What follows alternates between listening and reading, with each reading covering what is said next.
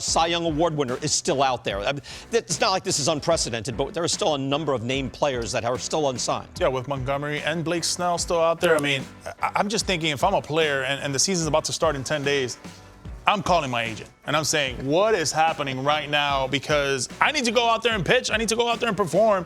And I've been getting ready all offseason for a lot of question marks.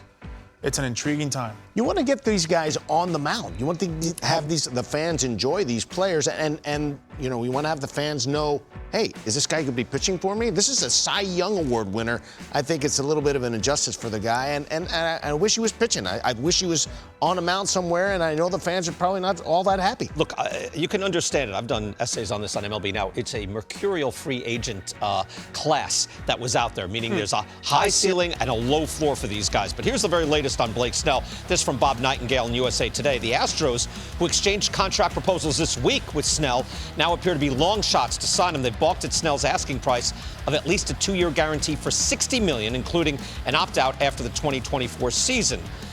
Interesting. So now here's John Heyman, who puts this out. The Giants are among the teams showing interest in the Cy Young Award winner. Uncertain where San Francisco stands, but Bob Melvin said he really liked him. Happy, terrific kid, good pitcher. It's the most vanilla quote you could see, but he liked him. He was a good kid. Look, the Giants are in on everybody.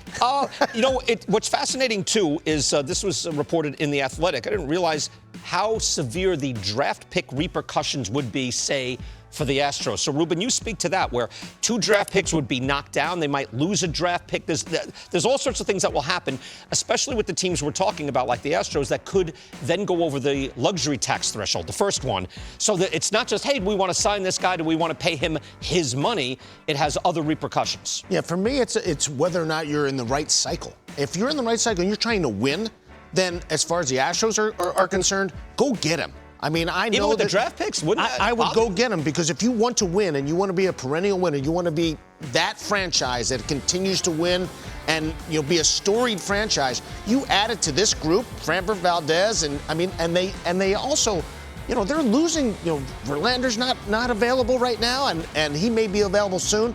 You add that guy to this rotation with their bullpen, the depth that they have, and you got yourself a pretty darn good pitcher. He's not going to pitch a whole lot of innings for you, and you have to have a team that can make up those innings in the bullpen. Well, that's the rotation, right? I mean, you're talking. Look, I don't.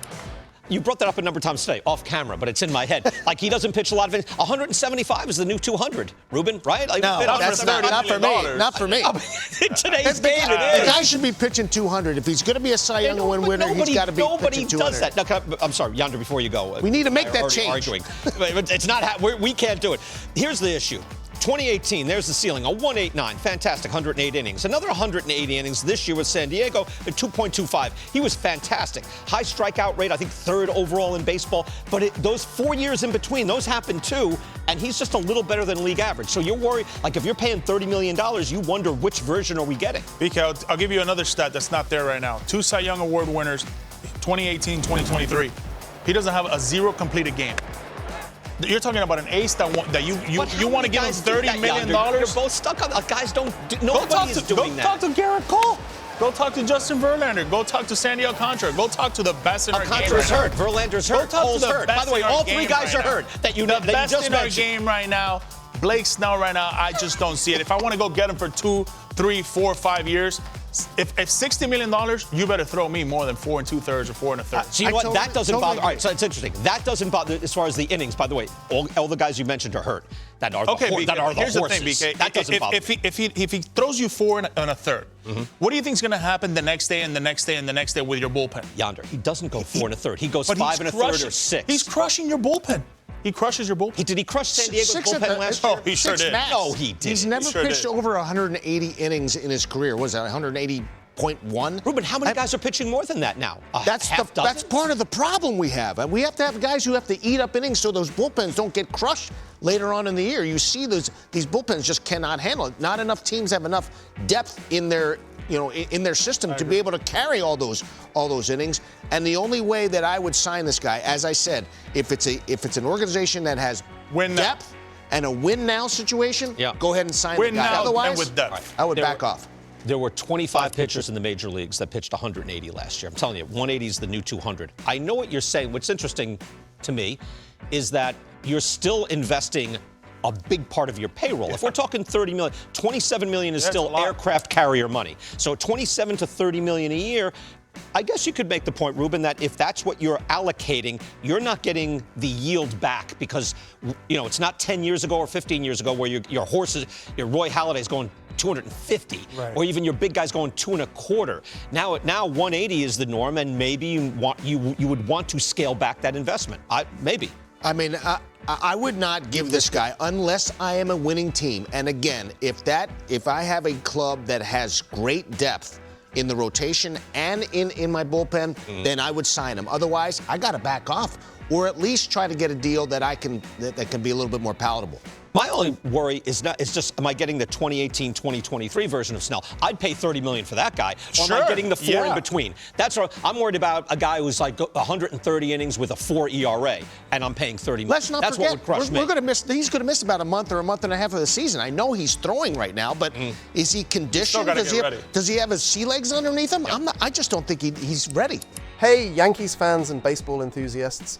Before we jump into today's jaw-dropping news, let's make sure you're fully on board. Hit that subscribe button and ring the bell for notifications.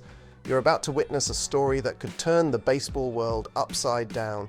Trust us, you don't want to miss a second of this bombshell revelation. Picture this: Sunday, March 24th, a day that might just rewrite baseball headlines.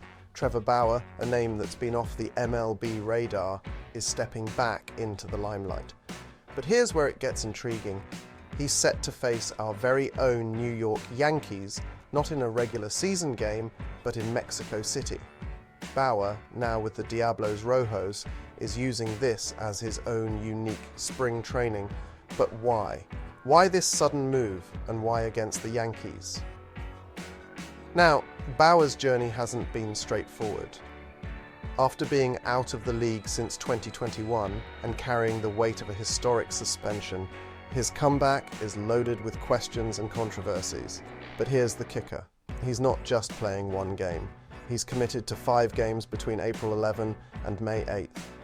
Is this a strategic move to showcase his undiminished skills to MLB scouts? Could this be his golden ticket back into the majors? Bauer's faced the Dodgers minor leaguers, now he's setting his sights on the Yankees. What's he trying to prove? And here's the big question: could the Yankees or any MLB team be eyeing him for a sensational return? We're talking about a pitcher who, before his suspension, was at the top of his game.